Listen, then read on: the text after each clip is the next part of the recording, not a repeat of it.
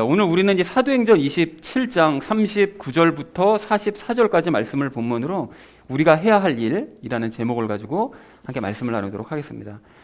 자, 우리가 그 지난주에 그 배에 있던 그 사람들에게 바울이 이제 희망을 선포하면서 그 음식을, 그 빵을 함께 이제 나누어 먹은 그 바울에 대해서 이야기를 지난주에 나눴었거든요. 그래서 우리가 지난주 관련된 이야기 두 가지를 나눴습니다. 첫 번째로 나눴던 이야기가 무엇이었을까요? 그렇습니다. 말씀을 먹자고 했습니다. 그러니까 바울이 그 다른 사람들과는 다르게 지난주에 하는 행동을 보니까 그 전체적인 상황을 잘 파악하고 모두가 이제 죽을까봐 정신이 없어하는 그런 와중에 바울 혼자만 모든 상황을 잘 파악을 해가지고 너희가 지금 밥 안 먹은 지가 14일이 됐고 모든 걸 다 알고 있는 거죠. 그리고 그 건강을 생각하면서 위로하고 그리고 장래 이렇게 될 거니까 우리가 다 먹고 이제 모든 미래를 다 버리자, 이런 미래까지 대비하는 이렇게 냉철하게 모든 일을 할 수 있었던 이유는 그 하나님의 말씀을 그가 들었기 때문이었다고 이제 얘기를 했습니다. 그래서 내가 먼저 위로받고 상대방도 위로하고 미래를 대비하는, 그래서 그런 일이 사실 성경에는 자주 나온다고 말씀을 드렸었죠. 그래서 그 예를 들었던 것이 다니엘이었는데, 다니엘도 하나님의 말씀을 받고 난 다음에 자신이 먼저 위로받고 주변 사람들을 위로하고 앞으로 미래를 대비하는 그런 일들을 했다고 했습니다. 이게 이제 말씀의 능력이었는데, 근데 이제 반대의 경우도 존재한다고 그랬죠. 사실은 이제 성경의 대부분의 경우가 이제 반대의 경우들인데, 지난주 예를 들었던 것이 이제 예레미야의 고향이었던 아나도 사람들이 그랬다고 그랬습니다. 하나님의 말씀을 전혀 듣지 않으니까 나도 위로받지 못하고 너도 위로하지 않고 미래도 전혀 대비하지 못해서 나라가 망해버리는. 그리고 또 예수님 시대의 유대인들도 마찬가지로 했고요. 그리고 또 이 시대의 사람들도 역시 하나님의 말씀을 보지 않음으로써 하나님의 말씀을 듣지 못하고, 그러니까 나도 위로받지 못하고 너도 위로하지 않고 미래도 대비하지 못해서 망해버리는 이런 일이 계속해서 반복해서 일어난다고 그랬습니다. 그래서 하나님의 말씀을 읽고 따르는 사람들은 늘 소수였으니 우리는 이 소수에 속하는, 그래서 하나님의 능력을 체험하는 소수 그룹이 되자라는 얘기를 첫 번째로 지난주에 함께 나눴습니다. 자, 그런가 하면 두 번째로 우리가 이야기 나눴던 것이 무엇이었을까요? 그렇습니다. 말씀을 먹이자고 했습니다. 그러니까 바울이 지난주 보니까 배 위에 있던 사람들이 막 음식을 안 먹으려고 하니까 막 간청을 해서 억지로 음식을 막 먹이려고 했었죠. 그런데 평상시에는 바울이 또한 그 말씀을 먹이려고 사람들에게 간청을 하면서 각 그 교회를 개척하는 교회, 또 이미 개척한 교회, 그런 데를 다니면서 열심히 간청해서 말씀을 먹이려는 그런 이야기를 우리가 나눴습니다. 그래서 우리도 마찬가지로 주변 사람들에게 말씀을 이제 먹여야 되는데 안 먹거든요. 그러니까 우리가 간청을 하면서 이제 먹여야 됩니다. 그래서 이제 안 먹으려고 하는 바로 그 사람에게 음식을 이렇게 먹이는 그런 일을 하는 종은 예수님께서 다시 오실 때 보셨을 때 복이 있다라는 그 말씀, 마태복음 말씀을 우리가 함께 예를 들면서 열심히 내가 먼저 말씀을 먹고 주변의 사람들도 열심히 말씀을 먹이는 자가 되자라는 얘기를 우리 두 번째로 함께 나눴습니다. 그래서 사랑하는 우리 나눔 있는 교회 성도님들 모두는 말씀을 열심히 드시고 또 말씀을 열심히 먹이는 그런 소수에 속한 사람들 되셔서 예수님께 장차 이제 큰 칭찬을 받는 저와 여러분 되어지시기를 다시 한번 주님의 이름으로 간절히 축원드립니다. 이번 주 주제는 이겁니다. 고난을 통해서 할 일을 깨닫자라는 것이죠. 이제 오늘 그 바울이 겪은 그 고난을 통해서, 그동안 또 겪었던 고난을 통해서 이제 바울이 이제 어떤 일을 했었는지를 살펴보도록 하겠습니다. 자, 그래서 먼저 우리 39절 말씀을 함께 읽을 텐데요. 함께 읽도록 하겠습니다. 날이 새매 그들이 그 땅을 알지 못하였으나 해변이 있는 어떤 작은 항만을 발견하고는 할 수 있으면 배를 거기로 들여다 대려고 생각하니라 라고 얘기합니다. 말씀은 길지만 별로 특별히 어려운 내용은 없어서 바로 이제 전체를 정리하자면, 날이 새어갈 때 선원들은 해변이 있는 그 작은 항만을 발견을 했고요. 이제 배를 그곳에 대려고 이제 생각했다 라는 것이 이제 39절의 의미가 되겠습니다. 근데 이때까지는 그 땅이 어떤 땅인지를 몰랐는데 이제 28장 1절을 보면 그 섬이 이제 멜리데 섬이라는 것을 나중에 이제 선원들이 알게 되죠. 자, 이어진 40절 말씀 우리 함께 읽도록 하겠습니다. 그들이 닻을 끌어올린 뒤에 자신들을 바다에 내맡기고 키를 묶은 줄을 늦추며 또 큰 돛을 바람에 맞추어 들어 올리고 해변을 향해 가다가 라고 되어 있습니다. 여기 닻을 끌어올리고 키를 묶은 줄을 늦추고 큰 돛을 바람에 맞춰 들어 올리고 하는 이 모든 것들이 저건 아시죠? 닷은 이제 배를 고정시키는 기구고 키는 배 조종하는 것이고 돛은 이제 바람막이죠. 바람을 이제 타고 갈 수 있게 하는. 그래서 이 모든 것들이 그 해풍을 이용해서 해변으로 가기 위해서 필요한 조치들을 취한 거죠. 이제 바람을 맞아서 해변 쪽으로 이제 밀려가기 위해서 이 모든 조치들을 이제 취했다라고 기록하고 있습니다. 자, 그래서 40절 전체 의미를 이렇게 정리할 수 있겠는데요. 선원들은 닻을 끌어올리고 키를 늦추며 바람에 맞춰 돛을 올림으로써 해변을 향해 나아갔다라는 것이 40절의 의미가 되겠습니다. 자, 이어진 41절 말씀 우리 함께 읽도록 하겠습니다. 두 바다가 만나는 곳으로 들어가매 배가 암초에 얹혀서 앞부분은 단단히 박혀서 움직일 수 없게 되었고 뒷부분은 사나운 파도에 깨어졌더라 라고 얘기합니다.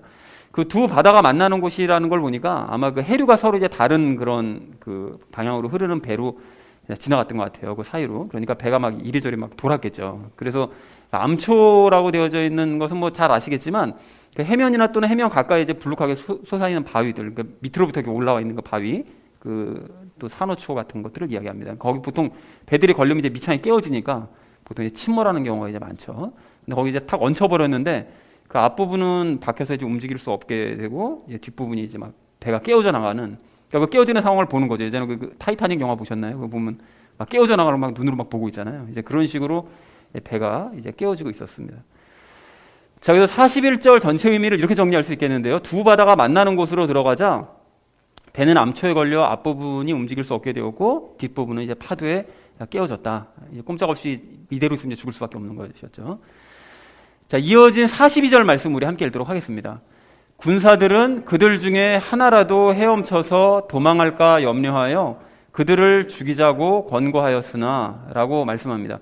여기서 이제 그들을 죽이자고 이제 백부장에게 권고를 하거든요. 근데 왜 이걸 죽이자고 얘기를 했는가 하면 그 죄수들을 감시하거나 호송하는 그 군사, 그 로마 군사는 그 문제가 발생하면 자기 목숨을 대신 내놔야 됐습니다. 그래서 예전에 여러분 그 바울이 전도 여행 갔었을 때 빌립보라는 지역에서 왜 귀신 들린 아이 고쳐졌었다가 감옥에 갇혔잖아요. 근데 그때 밤에 지진이 나서 모든 감옥 문이 열려버리니까 간수가 이제 어두워서 확인을 못하니까 모든 죄수가 도망갔구나 생각해서 자살을 하려고 합니다. 그러니까 왜냐하면 그 죄수들이 다 도망가 버리면 자기가 다 책임져야 되니까 죽기 싫으니까 자기 자살을 하려고 했던 거죠. 근데 바울이 모두 안 도망갔으니까 자살하지 말라고 막 이제 억지로 말렸었던 그런 사건이 있었었고요.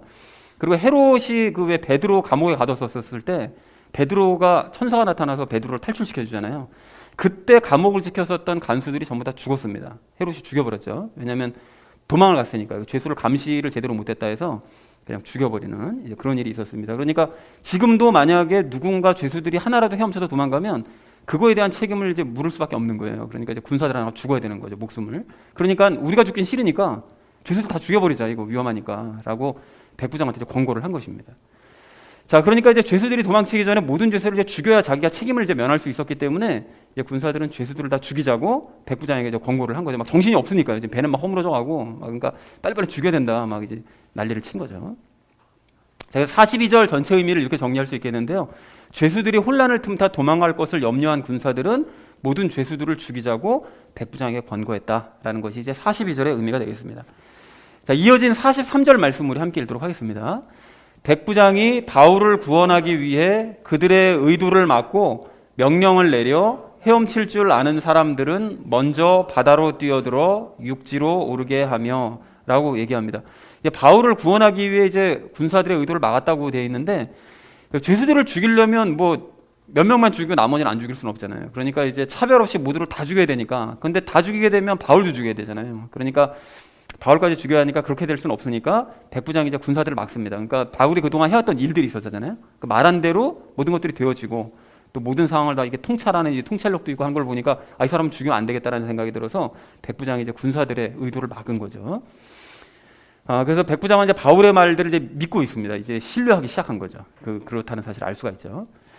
자, 그리고 먼저 바다로 뛰어들어서 육지로 이제 백부장이 수영할 수 있는 사람들은 먼저 이제 해변으로 가라라고 이제 명령을 내리는데 사실 백부장의 입장에서는 이게 과감한 결단을 내린 명령이었습니다. 왜냐하면 이렇게 수영해서 올라가라 했다가 죄수 중에 하나가 도망쳐 버리면 그럼 자기가 다 책임져야 되는 거니까요. 그러니까 그럼에도 불구하고 모두가 이제 살 거라고 이제 바울이 얘기를 했으니까 그 하나님의 말씀을 믿고 이제 결단을 내리고 이제 명령을 내린 거죠.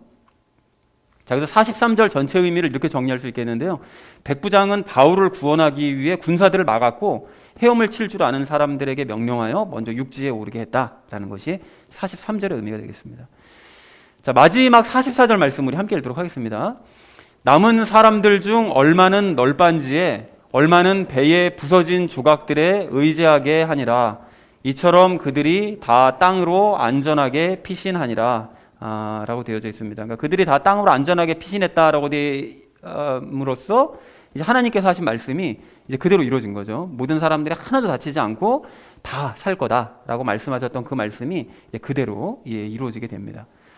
그래서 44절 전체 의미를 이렇게 정리할 수 있겠는데요. 남은 사람들은 널빤지와 부서진 조각들에 의지하여 모두 안전하게 땅으로 피신을 했다라는 것이 44절의 의미가 되겠습니다. 자, 그래서 오늘 본문 말씀을 이렇게 정리할 수가 있겠는데요. 작은 항만을 발견한 선원들은 배에 필요한 조치를 취한 뒤에 해변으로 나아갔지만 배는 곧 암초에 걸렸고 파도에 깨어져 버렸다라는 것이 이제 41절까지 내용이고요. 그 죄수들이 탈출할 것을 우려한 군사들은 모든 죄수들을 이제 죽이자라고 제안을 했지만 백부장은 바울을 살리기 위해서 그 제안을 거부했고 각자의 능력대로 해안에 도착하도록 명령해서 모든 사람들을 다 안전하게 피신을 시켰다라는 것이 이제 44절에 까지 그 내용이 되겠습니다. 자, 그래서 이러한 이 모든 상황들을 우리가 종합하고 또 이제 앞에 바울이 겪었었던 그 어려움들, 이 모든 것들을 종합해서 오늘 우리가 함께 이제 나눌 그 이야기는 이 고난을 통해서 우리가 해야 될 일이 무엇이냐, 이것을 깨닫자라는 것이 오늘의 주제이자 또 적용 시간에 함께 나눌 그 말씀이 되겠습니다. 고난을 통해서 해야 될 일을 깨달아야 될 우리가 오늘 첫 번째로 함께 나눌 이야기는 여러분 담대하자라는 것입니다. 여러분 바울이 그 전도여행, 그 3차 전도여행까지 마치고 그 예루살렘으로 들어왔잖아요. 근데 예루살렘으로 들어온 이후에 바울이 겪었었던 그 사건들 여러분 기억하시죠? 그 바울이 예루살렘에 들어와서 일주일 동안은 좀 평안했는데 그 이후로 유대인들에게 막 둘러싸여가지고 몰매를 맞았죠. 그리고 그 이후로는 공의회로 끌려가서 이제 고초도 당했고요. 그리고 또 가이사랴로 이제 이송이 돼서 거기 총독에게 이제 갔었을 때는 2년 동안, 2년 이상을 감옥에 갇혀서 생활을 했어야 됐었고, 또 그곳에서도 유대인들에게 계속 고발을 당해가지고 재판을 계속 받아야 되는 그런 이제 고초를 바울이 계속해서 겪었습니다. 그래서 이제 그 이후로 이제 로마로 이제 이송이 되기로 이제 결정이 되면서 이제 모든 것들을 다 이제 떨쳐버리고 로마로 가서 이제 마음이 좀 편할 줄 알았더니 그 배 안에서 사람들이 바울의 말을 안 듣잖아요. 그래가지고 또 오진 폭풍에 휘말려서 거의 보름 이상을 이제 괴롭힘을 당하는 그 시달리는 그런 일을 바울이 겪었습니다. 이제 그러다가 드디어 이제 육지가 보여서 이제 육지에 상륙하나 보다라고 하고 있었는데 그 어려움과 위기가 마지막까지 계속되는 거예요. 그래서 오늘 41절 말씀을 보니까 배가 암초에 걸려서 다 부서져 나가는 이런 아주 절박한 위기에 처하게 되었고요. 또 42절에서는 이 죄수들이 도망칠 우려가 있다는 이유로 그 로마 군사들이 막 모든 죄인들을 죽이려고 막 하니까 막 칼 빼들고 막 난리를 쳤겠죠. 이거 다 죽여야 된다고 막 백부장한테 막 그랬겠죠. 상황 급박하니까.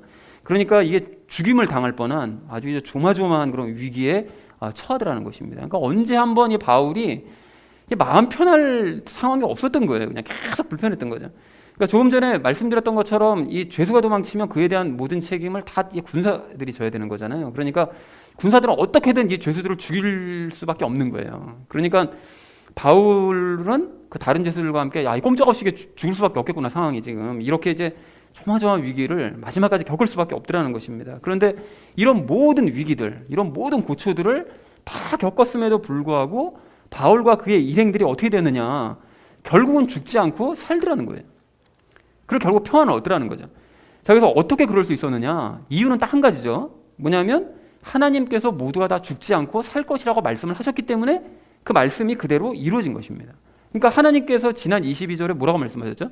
배만 이를 뿐 하나도 다치지 않고 다 살 거다 라고 말씀을 하신 데다가 24절에서 바울을 로마로 보내는 계획이 변경되지 않았으므로 넌 로마에 가야만 하므로 죽지 않을 것이다 라고 말씀을 하셨기 때문에 결국은 이런 모든 고난에도 불구하고 죽지 않고 살 수 있더라는 것입니다. 자, 그래서 여러분 우리 인생도 이게 마찬가지인데요. 여러분 우리가 지금까지 살아왔던 그런 이게 인생을 뒤돌아보면 그 어떤 문제나 어려움도 하나도 겪지 않고 그냥 평탄하게 살아왔다고 하실 수 있는 분은 아마 단 한 분도 없으실 거예요. 아마 고통을 좀 덜 느끼시는 분은 계실 수 있거든요. 그러니까 뭐 남들이 막 힘들어 죽겠다고 난 별로 힘든 건 모르겠는데 뭐 이런 분이 있을 수 있을지 몰라도 어쨌든 고난을 겪은 것인 거죠. 자, 근데 문제는 그런 어려움들이 이제 과거에 겪은 것으로 이제 끝나버리면 참 이제 감사한데 문제가 뭡니까? 지금도 그런 어려움은 계속해서 생긴다는 거예요. 그리고 앞으로도 생기겠죠. 그러니까 이게 마음이 좀 편해질만 하면 또 어려움이 생기고 또 어려움이 생기고 하는 이 바울이 겪었었던 이 모든 과정을 사실 따지고 보면 우리도 인생 가운데 똑같이 겪고 있다는 것입니다.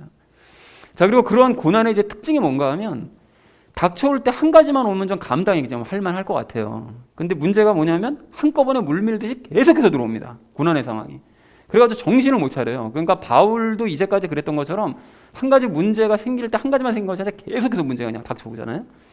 그래서 인생을 살다가 그렇게 이제 연속되는 고난의 순간이 닥쳐오면 정말로 이게 힘들게 느껴지기 때문에 이게 빨리 그 순간을 막 벗어나고 싶고 그 순간에는 정말 인생이 절망적으로만 보이고 틀림없이 이번 일 때문에 나는 이제 망하거나 이제 죽을 수밖에 없을 거다. 막 이런 절망적인 상황까지 생각을 하게 되는데 하지만 과거에도 우리가 큰 위기를 겪었었는데 그런 위기를 겪었었던 우리가 그 위기 때문에 죽거나 망하지 않았었던 것처럼 그리고 심지어는 어떤 위기는 막 추억이 됐잖아요.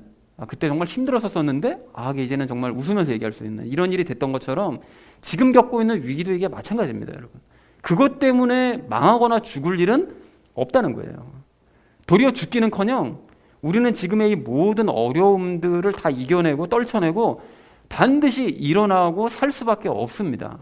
여러분 어떻게 자신할 수 있느냐 하면요, 그 하나님께서 바울에게 살 것이라고 이제 말씀해 주셨잖아요. 넌 로마로 가야 되기 때문에 너는 살 수밖에 없어 라고 말씀해 주신 것처럼 우리에게도 살 것이라고 말씀해 주셨기 때문에 그렇다는 거예요.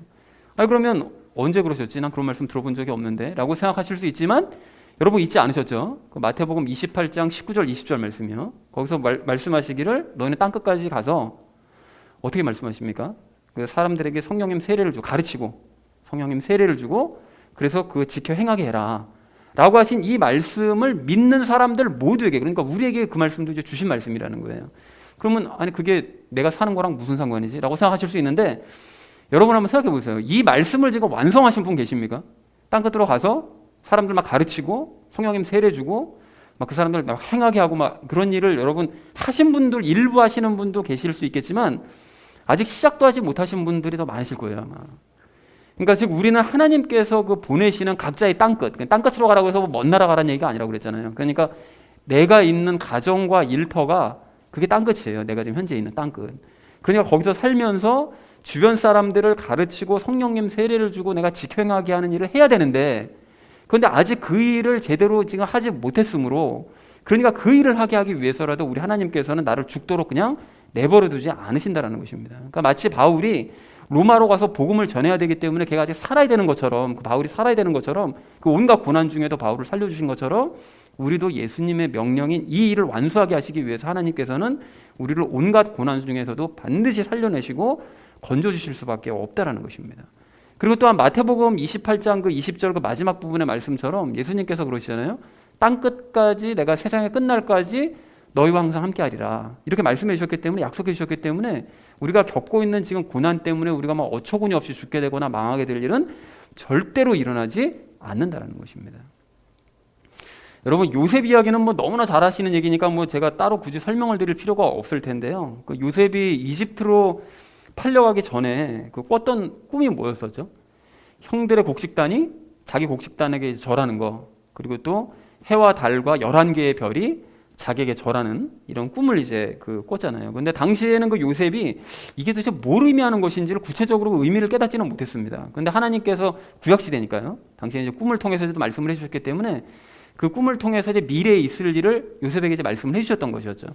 근데 그 요셉이 당시에는 한 17살 정도 되는 그 청소년이었기 때문에 좀 미숙해서 그것도 아버지의 사랑을 독차지하고 있었잖아요. 그러니까 좀 속된 말로 좀 싸가지가 없었겠죠. 그러니까 그런 상태였기 때문에 그 꿈 얘기를 형들과 그 아버지에게 다 말해버립니다. 그러니까 형제들한테 적이 돼버리잖아요. 그 좀 미숙한 거죠. 그래서 요셉이 결국은 이제 이집트로 끌려가게 되고 노예로 이제 팔려가게 되고 그 말도 통하지 않는 그곳에서 온갖 고생을 다 하다가 그 난데없이 이제 주인마님의 그 유혹까지 받아요. 그러니까 요셉 입장에서는 그 눈 한번 딱 감고 나쁜 짓 해버리면 정말 인생이 펼 수도 있었던 상황이었지만 내가 하나님을 섬기는 사람으로서 어떻게 그런 짓을 하냐. 그러니까 난 도저히 그런 못한다 해가지고 올바르게 행동한다고 한다는 것이 그만 화를 불러와서 도리어 억울하게 감옥에 갇혀버리는 이런 신세가 되고 말더라는 것입니다.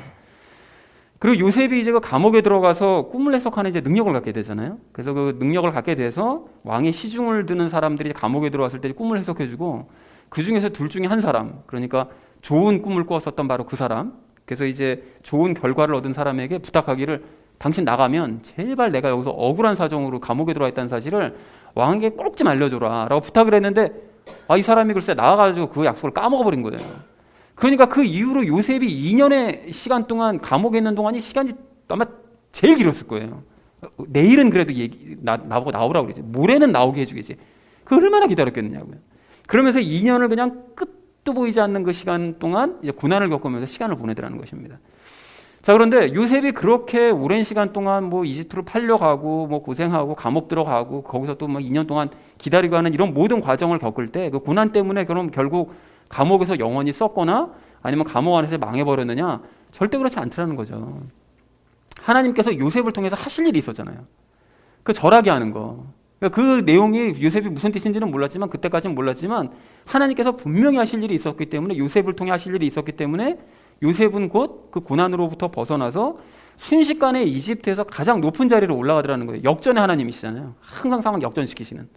그래서 심지어 지금까지 그 고난을 당하면서 자기도 모르게 연습했던 거예요. 그러니까 7년 동안 보디발 장군 집에서 풍족한 가운데 살림한 경험, 그리고 또 7년 동안 그 감옥에서 정말 부족한 중에 살림했던 바로 그 경험을 그대로 살려가지고 7년의 풍년과 7년의 흉년 기간 동안 살림하는 것을 좀 규모가 커진 것이죠. 그 살림을 도맡아서 훌륭하게 그 일처리를 감당하더라는 것입니다. 그리고 주변 나라들까지 살리는, 그래서 결국은 형들과 가족들에게 절을 받는 그 말씀을 이루고야 말더라는 거예요. 자, 그러니까 이렇게 죄 문제를 해결받지 못했었던 그 요셉이 아무리 천하의 요셉이라 하더라도 그 사람은 지금 그리스도인들에 따지면 아무것도 아닌 거잖아요. 죄 문제도 해결받지 못한 사람인데, 그런 사람에게도 하나님께서 그런 식으로 일을 하셨다면 죄 문제를 해결받고 예수님과 연합해서 사람들을 구원하는 사명을 받은 우리를 그냥 내버려 두실 리는 당연히 없다라는 것입니다. 그래서 사랑하는 우리 나눔 있는 교회 성도님들 모두는 어려움을 겪으시거나 여러분 고난을 겪으실 때 그것 때문에 너무 절망하지 마시고 담대하시기 바랍니다. 즉 우리에게는 할 일이 있어요. 또 그 일은 너무나 중요한 일이기 때문에 하나님께서 이 어려움을 반드시 이겨나갈 수 있도록 해주실 것을 여러분 믿으시고, 그래서 절망에서 벗어나 평안을 누리시는 저와 여러분 되어지시기를 주님의 이름으로 간절히 축원을 드립니다. 자, 고난을 통해서 할 일을 깨달아야 될 우리가 오늘 두 번째로 함께 나눌 이야기는 예수님을 의지하자는 것입니다. 여러분 아까도 확인했던 것처럼 이 바울은 그동안 수많은 어려움들을 이제 겪었었고요. 그리고 또 오늘도 끝까지 위기를 겪다가 이제 겨우 섬에 도착을 했잖아요. 그런데 여러분 이게 남의 얘기니까 그냥 그런 일이 있었나 보다. 그냥 뭐 바울이니까 잘 견뎠겠지 뭐. 이렇게 그냥 쉽게 넘길 수 있지만 여러분 만약 바울이 겪었던 이 모든 상황을 내가 한번 겪는다고 생각해 보십시오. 문제가 하나 해결되면 또 다른 문제가 내 앞을 가로막고, 유대인들에게서 벗어났다 싶었더니 2년 동안의 감옥 생활이 기다리고 있고, 또 감옥에서 벗어나서 드디어 로마로 간다 싶었더니 전례 없는 폭풍을 만나고, 그래서 한참을 시달리다가 섬에 보여가지고 드디어 사나보다 했더니만 배가 깨어져 가는 모습을 보면서 꼼짝없이 물에 빠져 죽는구나 이런 생각을 하게 하고, 그것만 해도 심란해 죽겠는데 군사들이 막 죄수를 다 죽여버리자고 막 칼 휘두르면서 막 난리를 치니 이게 얼마나 이게 매 순간순간 이게 정신이 없고 조마조마했겠느냐고요. 만약 우리가 이런 일들을 겪었다면 하나님께서 뭐 다 살겠다고 그러셨으니까 뭐 살겠지 뭐 이렇게 태평하게 생각할 수 있을까요? 여러분 이게 여러분은 어떨지 모르겠지만 저는 그러지 못할 것 같습니다. 하나님께 그런 약속의 말씀을 받았다 한들 도리어 이게 다 살 것이라고 말씀하셨는데 이게 도대체 왜 이렇게 끝까지 일이 꼬이는 거야 이게. 그리고 로마 군사들이 이게 자기들을 살려고 틀림없이 이게 다 죽여버리고 말 텐데 이게 하나님께서 왜 아무런 조치도 안 취하고 가만히 계시는 거야? 이게 불평했을 것 같다라는 거예요. 그리고 더 솔직하게 말씀드리자면 바울 같은 정도의 상황이 아니라 그냥 평소의 삶을 살 때도 이게 마찬가지입니다. 그러니까 어려운 일들이 계속해서 닥쳐오거나 아니면 그것이 언제 끝날지 막 끝이 보이지 않은 채 계속해서 어려운 일들이 밀려오면 처음엔 이게 잘 견뎌요. 근데 어느 순간서부터 이게 마음의 평안이 깨져가지고 이렇게 열심히 내가 인내하고 믿음으로 견디고 있는데 도대체 왜 이렇게 하나님께서 어려운 일을 계속 보내시는 거야 이게. 그리고 하나님께서 왜 이럴 때 아무 일도 안 하시는 것처럼 이게 가만히 계시는 것처럼 보이는 거야 이게. 이렇게 불평하는 생각이 불쑥불쑥 든다라는 것입니다. 그래서 어쩔 때는 정말 정들 수 없는 이놈의 땅이다 라는 생각이 들어서 차라리 빨리 이걸 정리해 주셔서 하나님께서 좀 불러주셨으면 좋겠다 이런 생각을 할 때도 있다라는 거예요. 힘든 일이 계속 되면. 근데 그렇게 생각하다가도 야, 이거 그리스도인이 돼가지고 너무 연약해 빠진 생각 아닌가 이게. 그리고 또 이게 너무 한심한 생각 아닌가 이게. 이런 생각이 들기도 하면서 이제 갈등을 하고만 하는데요. 근데 지난 그 목요일 큐티 내용을 가만히 보니까 그 예레미야도 처음 부름을 받았을 때 하나님께서 제일 처음에 예레미야에게 하신 말씀이 그거잖아요. 너 가서 내가 전하는 말씀 그대로 다 전해. 그러면 아마 백성들이 너 괴롭힐 거야. 그런데 그때 두려워하지 말고 나만 생각하고 담대해 라고 말씀하셨잖아요. 그러니까 약속의 말씀을 받아서 처음에 예레미야가 말씀 전할 때는 담대하게 전했어요. 그런데 계속해서 그 일을 하다 보니까 백성들이 나중에 막 친척들까지 막 죽이려고 가담하고 막 하는 이런 일을 겪다 보니까 예레미야도 어떻게 합니까? 지난주 목요일 보면 하나님께 막 불평하고 원망하고 막 심지어는 진짜 이런 얘기를 해도 되나 싶은데 뭐 하나님 나한테 거짓말쟁이셨냐고 막 이러면서 하나님에서 막 따지기까지 하더라는 것입니다. 그러니까 이런 태도가 여러분 옳다는 뜻은 아닙니다. 잘했다는 뜻은 아닌데 하나님께서 함께 하심을 알고 있고 하나님께서 자기를 보호하신다는 사실을 알고는 있어요. 머리로 예레미야도. 알고는 있지만 여러 가지 어려운 상황들로 인해서 계속해서 이게 심신이 지쳐가 되다 보니까 나약해져가지고 이런 불평이 나올 수밖에 없더라는 것입니다. 여러분은 어떠십니까? 여러분은 그런 일들을 겪으실 때 그냥 태평하게 하나님께서 나를 보호하시니까 뭐 이렇게만 하세요? 힘든 일이 계속 반복되면 막 원망 나오잖아요. 예레미야뿐만이 아니라 하나님 진짜 나한테 거짓말하신 거냐고 이러시면 안 된다고 내 인생에 막 원망하고 불평할 때가 분명히 있다는 거죠.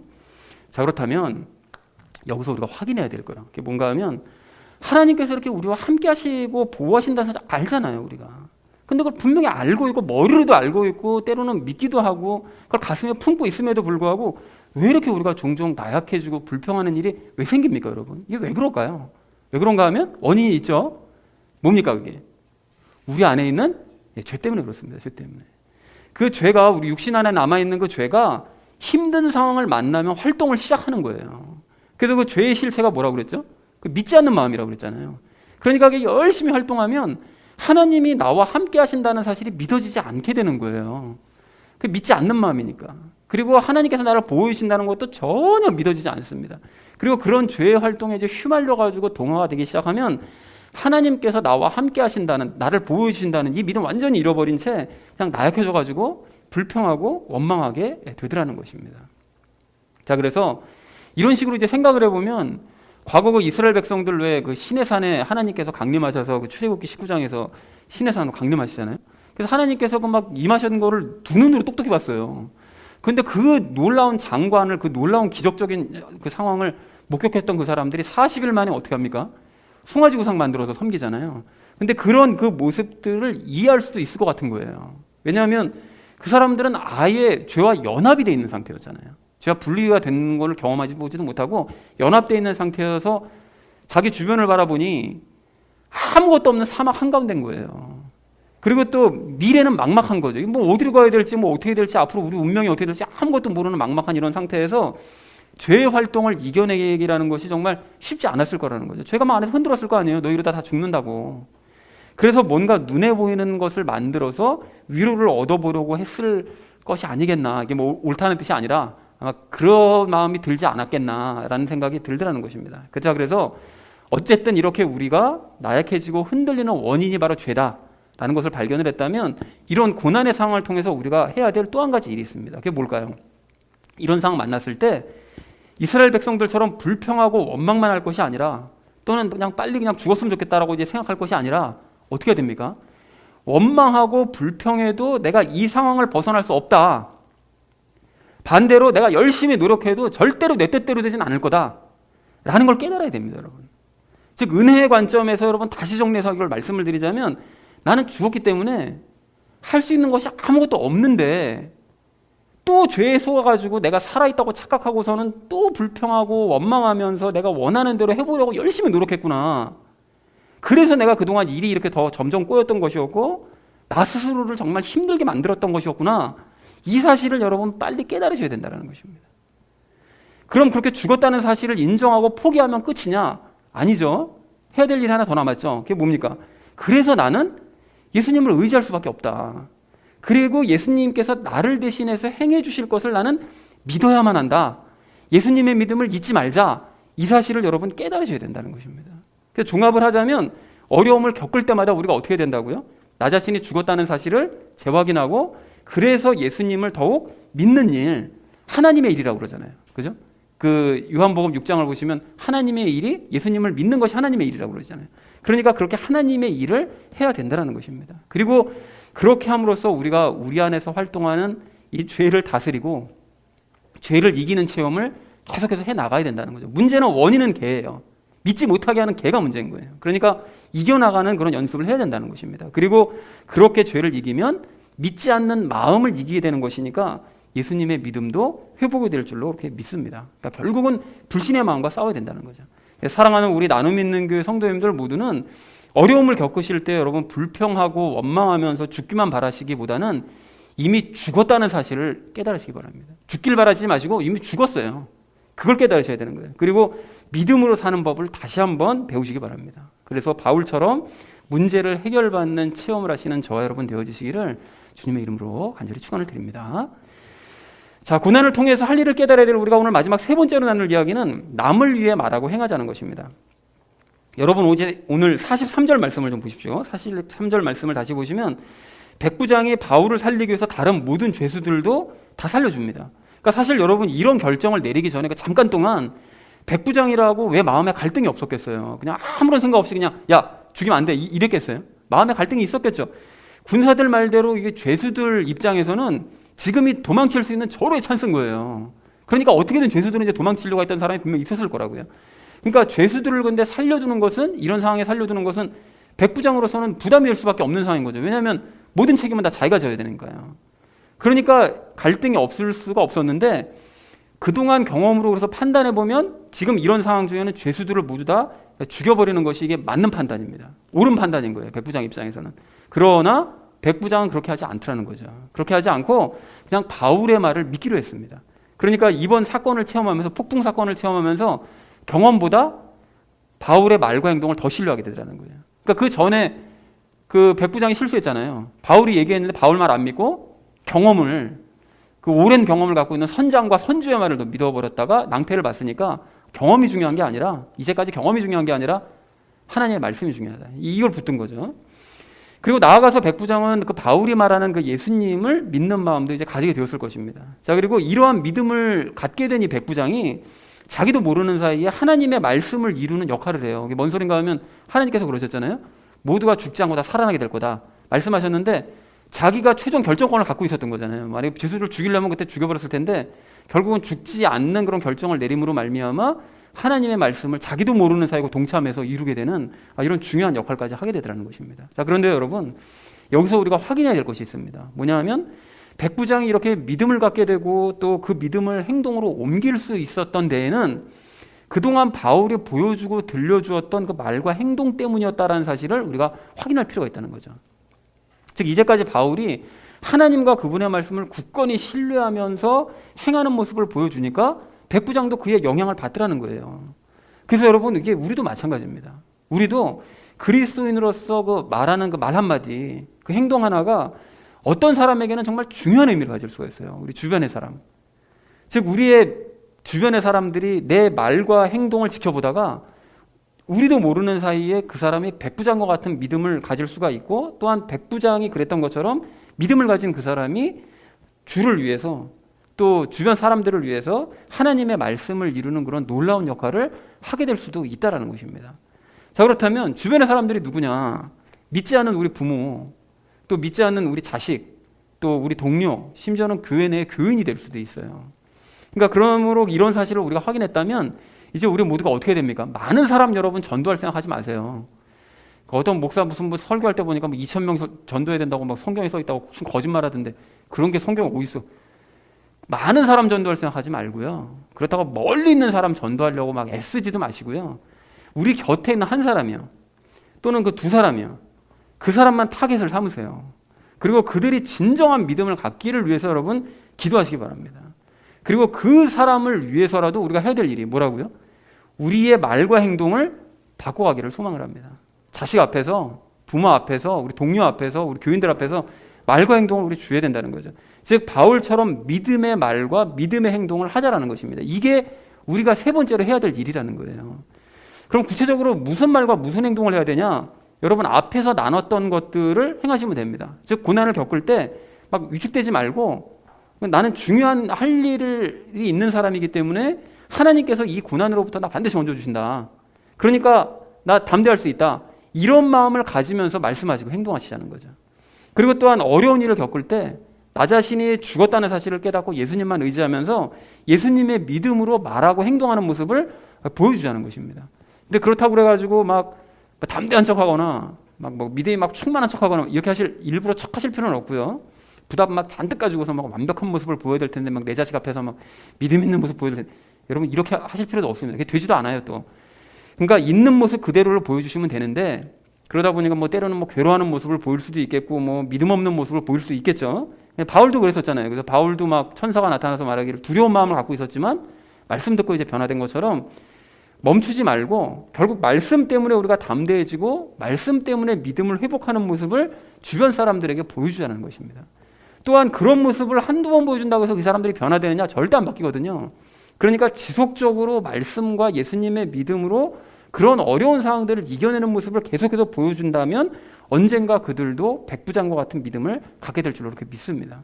그리고 이것이 아까 말씀드렸던 마태복음 28장 19절 20절 말씀을 실천하는 삶인 줄로 믿습니다. 그래서 사랑하는 우리 나눔 있는 교회 성도님들 모두는 일단 스스로를 위해서 고난 중에 예수님의 믿음으로 말하고 행동하시기 바랍니다.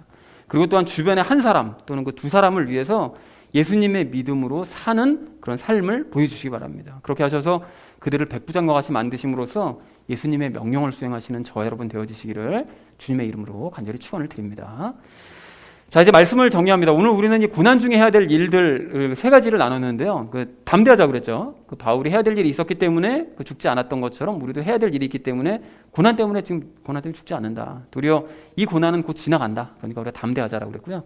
그 두 번째는 예수님을 의지하자고 그랬죠. 그 고난이 계속될 때 불평하고 원망할 수 있는데 그 죄 때문에요. 근데 우리가 불평하고 원망만 할 것이 아니라 내가 죽었다는 사실을 빨리 깨닫자. 그리고 예수님의 믿음도 우리가 잊지 말자. 그래서 이 고난에서 벗어나는 체험을 하자라는 얘기했고요.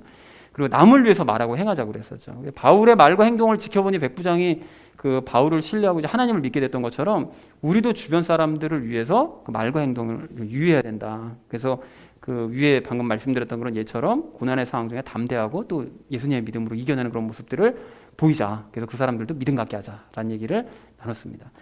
자, 그래서 사랑하는 우리 나눔 있는 교회 성도님들 모두는 이 고난이 빨리 지나가면 좋겠죠. 근데 정말 그랬으면 좋겠는데 그렇게 그것만 바라실 것이 아니라 오늘 말씀을 여러분 꼭 기억하고 실천하셔서 나도 살고 주변의 사람도 살리는 그런 귀한 기회로 살리시는 참된 그리스도인 되어주시기를 주님의 이름으로 간절히 축원을 드립니다.